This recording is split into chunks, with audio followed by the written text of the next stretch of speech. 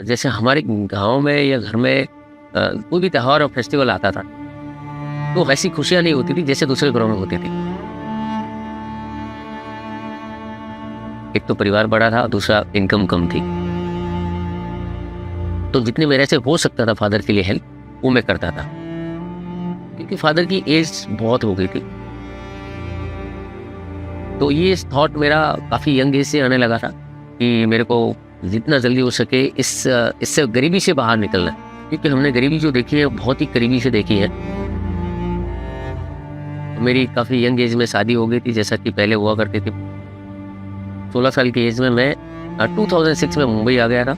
मुंबई मेरी शुरुआत हुई थी मेडिकल स्टोर से, और मेरी फर्स्ट मंथ की जो सैलरी थी वो थी 300 रुपीज़। और लगभग 6 महीने तक मैंने वही सैलरी में काम किया। वो टाइम पे एक छोटे से कमरे में हम 8-9 लोग रहते थे। दोपहर का खाना हमारा लगभग 3-4 बजे होता था, रात का खाना 12-1 बजे होता था। 1-2 महीने घर पे बात ही नहीं होता था पेरेंट्स से, क्योंकि मेरे पास कोई पर्सनल फ़ोन नहीं था। तो घर वालों को भी डाउट रहता था कि यार लड़का कर क्या रहा है। मैं गाँव गया तो उन्होंने बोला कि नहीं एक काम करना पड़ेगा, तुमको वाइफ को साथ में लेके जाना पड़ेगा। मैं बोला ना तो मेरे पास जॉब है अभी, ना मेरे पास पैसा है, ना घर है, लेकिन मैं रखूँगा कहाँ पे। तो मैं जब मेडिकल स्टोर से जॉब छोड़ा था, वो 9-10 हज़ार का जॉब छोड़ के फिर मैंने लेबर वाला काम किया, यानी सीमेंट चढ़ाना, ईंटें चढ़ाना। और उसके बाद में मुझे एक सेल्स का जॉब मिला, तो बोले कि वो कम सैलरी मिलेगी। मैं बोला चलेगा। तो वो सेल्समैन का जॉब फिर मैंने 6000 रुपीज़ सैलरी में शुरू किया। गैस कनेक्शन वहाँ मिलता नहीं था हमें, तो फिर हम क्या करते थे कि हमारे पास जो गेहूँ और चना था, उन्हीं को हम जो है पानी में भिगो के रखते थे, और वही जो है स्प्राउट बना के खाया करते थे। तो रात को कभी कभार हम खाना बनाते ही नहीं थे, हम एक वड़ा लेते थे और 5-6 पाव ले लेते थे, और उसके साथ में 1-1 गिलास पानी पीते रहते थे ताकि पेट भर जाए। 8 से 9 महीने तक हमने ये सारी चीज़ें सहन की। जब मेरे पापा एक बार बीमार हुए और मेरे को जाना था, तो समाउ छुट्टी नहीं मिल पाई, क्योंकि पीछे में काम करने के लिए कोई थे नहीं। तो मुझे लगा कि यार मैं जो काम कर रहा हूँ, जहाँ मेरी ज़रूरत है वहाँ पे मैं नहीं हूँ, तो फिर वो जो था पेन मुझे कि अरे ये लाइफ में कब तक जीऊँगा।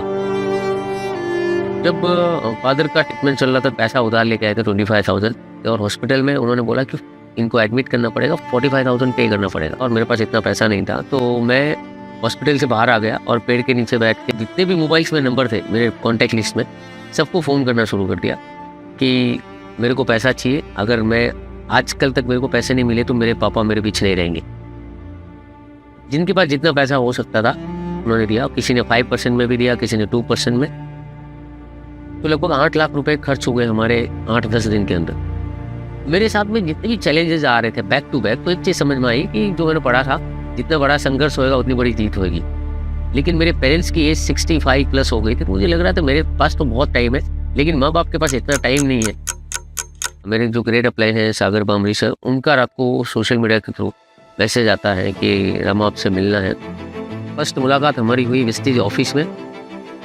जब मैंने वेस्टीज ऑफिस देखा, इतना बड़ा ऑफिस है, लोग भी हैं, कर रहे हैं, फिर प्लान प्रोडक्ट्स वगैरह सारी चीज़ें देखने के बाद मैंने सोचा कि ये अगर इतना 30-35 हज़ार रुपये बना रहा है तो 8-10 हज़ार रुपये तो मैं भी कर सकता हूँ। तो 3 चीज़ें क्लियर हुई। पहली चीज़ तो इसमें कोई बड़ा पैसा लगाना नहीं था।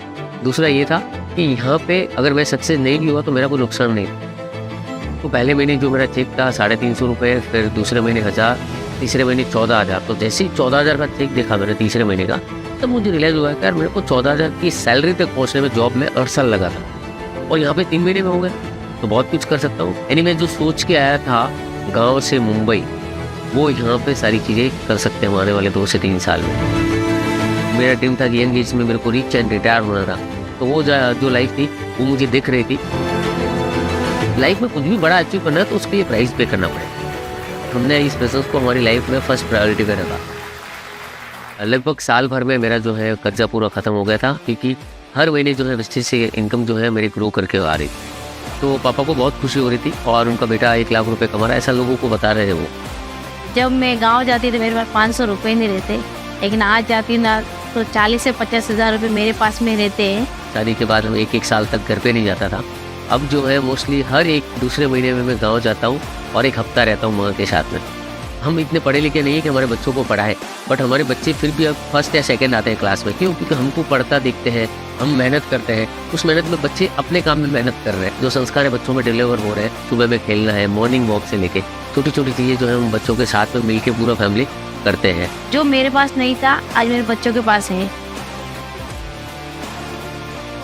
मेरे पास कार का ना लाइसेंस था, ना कभी चलाना आता था, बट ये बिजनेस काफ़ी जल्दी जो है 16.5 लाख की कार, वरना कार ली मैंने यहाँ से, ऑटोमेटिक कार।